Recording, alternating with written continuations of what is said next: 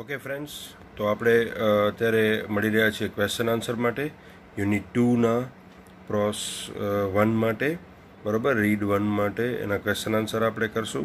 એના પહેલાં વિડીયોમાં આપણે ગ્લોસરી પણ દેખાશે. So we have to write glossary notebook also.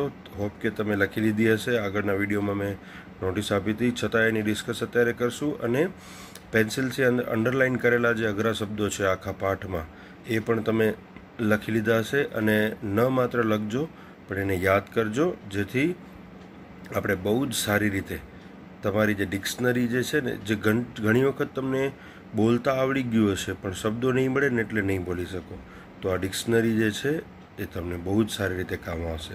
તો આપણે પ્રશ્નો જવાબ કરીએ. ચાલો, આપણી આદત મુજબ આપણે થોડું રીકેપ પણ કરી લઈએ અને ગ્લોસરી પણ કરી લઈએ, બરાબર. ઓટોફેબ ટેકનોલોજી યુનિટ 2 નો રીડ 1 જે આપણે કરી રહ્યા હતા, 3 અલગ અલગ ટુકડાઓમાં, 3 અલગ અલગ વિડીયોમાં બહુ સારી રીતે આપણે એને સમજ્યા છીએ કે હવેના મોડર્ન જમાનામાં આપણે ઓટોફેબ ટેકનોલોજી એટલે કે સ્વયં સંચાલિત જે ઉત્પાદકીય પદ્ધતિ છે, કાંઈ પણ વસ્તુનું ઉત્પાદન કરવું હોય, કાંઈ પણ વસ્તુ જનરેટ કરવી હોય, કાંઈ પણ વસ્તુ ફેબ્રિકેટ કરવી હોય, બરાબર છે, કાંઈ પણ વસ્તુનું પ્રોડક્શન કરવું હોય, તો આપણે ઓટોફેબ ટેકનોલોજી કેટલી ઉપયોગી નીવડશે, બરાબર. તો એ આપણે જોયું છે. એની આ ગ્લોસરી છે. ઓટોમેટેડ એટલે કે કોમ્પ્યુટર ગાઈડેડ, સ્વયં સંચાલિત, બરાબર. કોમ્પ્યુટરમાં એકવાર પ્રોગ્રામ નાખી દો એટલે ઓટોમેટિકલી ચાલ્યા કરતું હોય, બરાબર. પોતાની રીતે બદલ્યા પણ કરતું હોય. અત્યારે લાઇટિંગ્સ જે હોય છે ઘણીવાર મેરેજ ફંક્શનમાં કે કોઈ તહેવારના દિવસે કોઈ બિલ્ડિંગ ઉપર, તો એ ઓટોમેટેડ કહેવાય, કારણ કે એને કોઈ જ સ્વિચ બદલાવા જતું નથી. કોમ્પ્યુટરાઇઝ પ્રોગ્રામ કરી નાખ્યો હોય એ પ્રમાણે એના કલર અને એની ડિઝાઇનને બદલતી હોય. આવા તો ઘણા બધા એક્ઝામ્પલ છે, બરાબર. પછી મેન્યુપ્યુલેટ એટલે મેક ચેન્જીસ, કંઈક પણ ચેન્જ કરવો.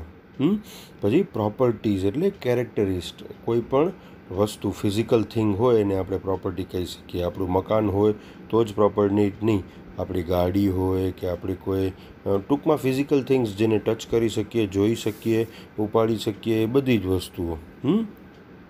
મકાનને ન ઉપાડી શકાય હોય એમ વિચારતા નહીં. પછી લાયબિલિટીઝ એટલે કે રિસ્પોન્સિબિલિટી. અને આપણે જોયું ને, કો કન્સ્ટ્રક્ટર, જ્યારે કન્ઝ્યુમર જે હોય છે એ કો કન્સ્ટ્રક્ટર હોય ત્યારે એની લાયબિલિટીઝ એટલે કે એની જવાબદારી થઈ જાય, બરાબર. પછી ડેકલાઇન એટલે ડાઉન ટર્ન, નીચે આવવું, રિડ્યુસ થવું, રિડક્શન પણ લખેલું છે. કમ્પેન્સેશન એટલે બેનિફિટ, ફાયદો, વળતર, રીપેરેશન, બરાબર ને, એટલે આપણે કોઈ પણ કામ કરીએ એના બદલે આપણે વળતર મળે, એ કમ્પેન્સેશન.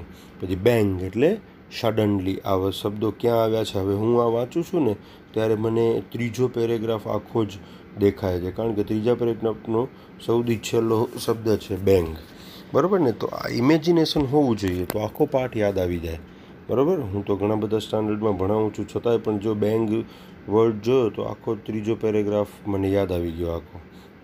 ત્રીજો પેરેગ્રાફ તમને યાદ કરાવી દઉં. The return of the village craft worker, આવું કંઈક એનું નામ હતું ને, બરાબર. ઓટોફેબ ટેકનોલોજીનો ત્રીજો ફાયદો. પછી શ્રિંક એટલે મિનિમાઇઝ કરવું, નાનું કરવું, કોઈનું કદ અથવા તો પ્રમાણ ઘટવું, એ કહેવાય, બરાબર. પછી મોલેક્યુલ એટલે કે પાર્ટિકલ્સ, નાના નાના ટુકડાઓ, પરમાણુઓ. મેં તમને આગળના વિડીયોમાં વાત કરી હતી ને કે પ્લાસ્ટિક હોય તો એ દાણામાંથી બને, કપડું હોય તો એ રેસામાંથી બને, એને મોલેક્યુલ્સ, પાર્ટિકલ્સ કહેવાય, ઠીક છે. અને પછી રેટિફાઈડ છેલ્લું જે છે તો પરમિટેડ એટલે કે પરમિશન આપવી, એ બરાબર છે. આના સિવાય પણ જે ગુજરાતી મિનિંગવાળા શબ્દો અંડરલાઇન કરેલા છે એ પણ નોટબુકમાં લખજો. હવે ક્વેશ્ચન આન્સર્સ, બરાબર. એ જ પાઠમાં પેજ નંબર 17માં comprehension 1. Answer this questions in 2 or 4 sentences, 2 to 4 sentences each, બરાબર છે. દરેક ક્વેશ્ચનને બહુ જ સારી રીતે સમજીએ અને એનો જવાબ પણ આપીએ. ઘણી વખત છે ને પ્રશ્નોમાં જ, ક્વેશ્ચનમાં જ આન્સર હોય છે, બરાબર. Why is the customer called a co constructor? કેટલી વખત આની આપણે ચર્ચા કરી, બરાબર ને, 2-3 વખત આપણે રિપીટેશન કર્યું. તો આનો આન્સર આપણે એવી રીતે લખી શકીએ કે customer is called a co constructor, બરાબર, અથવા તો કન્ઝ્યુમર ઇઝ કોલ્ડ કો constructor because he is in modern era or in automated technology he is the sole એટલે કે પૂરેપૂરો, બરાબર છે. એમાં આપણે યાદ હોય તો એ પણ લખી શકીએ કે લાયબિલિટીઝ એન્ડ રિસ્પોન્સિબલ, બરાબર, for this because he is asking the design by himself. Okay, he is asking the material by his own dream, and sometimes or always customer will be a part of the entire production, so that we can say that customer is called a co constructor, બરાબર ને. એને જવાબદારી પણ એની હોય છે, એના સપના પ્રમાણેની product પણ લેતો હોય છે, ને ઘણી વખત જ્યારે પણ કોઈ વસ્તુ બનતી હોય તો કસ્ટમર એમાં પૂરેપૂરો ઇન્વોલ્વ હોય. બીજો question, how will AutoFab reduce demand of replacement? બહુ જ સારો બેનિફિટ. મોર રિસાયકલ, બીજો પેરેગ્રાફ છે ને, બીજો ટોપિક, એમાંથી આનો આન્સર આપણે લઈ શકીએ. ક્વેશ્ચન શું કહે છે? How will AutoFab reduce demands of replacement? કોઈ પણ વસ્તુ બદલવી, એક વસ્તુની જગ્યાએ બીજી વસ્તુ આખી જ બદલવી, એને રિપ્લેસમેન્ટ કહેવાય. તો ઓટોફેબ જે ટેકનોલોજી છે એ રિપ્લેસમેન્ટ કરવાની જે ડિમાન્ડ છે, જે માંગ છે, એને કેવી રીતે રિડ્યુસ એટલે કે ઓછી કરશે? તો in AutoFab technology peoples are using or manufacturers are using raw materials in very less amount. Okay, they are recycling the old one for the new construction or new production. The particles or the molecules, બરાબર છે, they are they are using from the old ones to manufacture the new ones demanded by the customer. So we can say that AutoFab will reduce demand of replacement, બરાબર છે ને, કે ભાઈ આપણે replacement કરવાની demand ઘટશે, કારણ કે જૂનામાંથી નવું મોર રિસાયકલ કરવાની જે પદ્ધતિ છે ઓટોફેબમાં છે, કે જૂની વસ્તુ જે ખરાબ થઈ ગઈ છે એની જ ઘણી બધી વસ્તુઓનો ઉપયોગ કરી, રો મટીરિયલ્સ તરીકે એનો ઉપયોગ કરી અને આપણે એનો નવી પ્રોડક્શન કસ્ટમરની ડિમાન્ડ પ્રમાણે આપી શકીએ છીએ. ત્રીજો question, how will AutoFab boost the local commerce? આ આપણે જોયું થર્ડ પેરેગ્રાફમાં. The return of the village craft worker, તમને આ યાદ આવી જવું જોઈએ, બરાબર. પ્રશ્ન શું કહે છે કે ઓટોફેબ બૂસ્ટ એટલે કે વધારશે, પ્રોત્સાહન આપશે ધ લોકલ કોમર્સ, જે લોકલ સ્થાનિક કોમર્સ છે, વ્યાપાર છે, એને કેવી રીતે કરશે?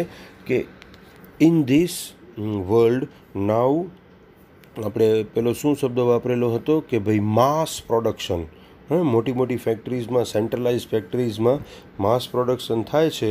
In this modern era mass production in centralized factories are in very much amount, with very much amount, બહુ મોટા પાયે થાય છે, બરાબર.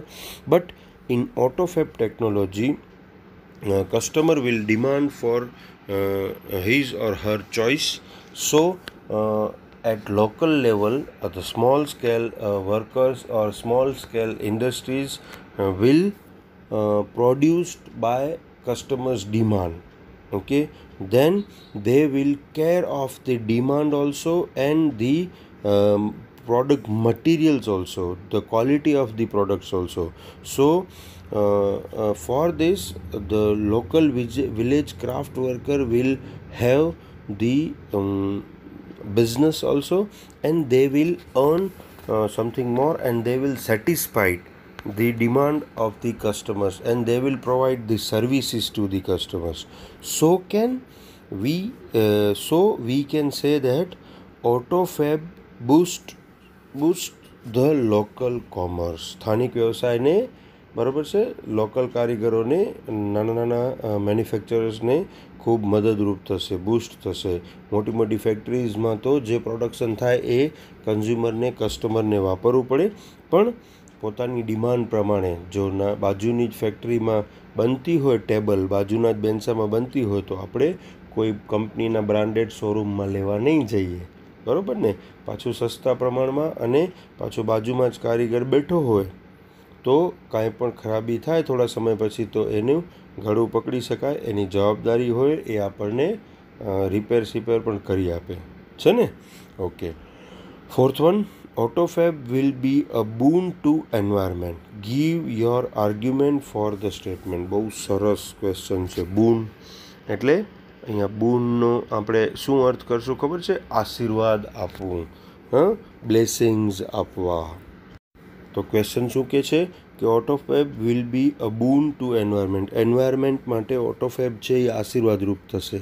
આનો ક્વેશ્ચન પણ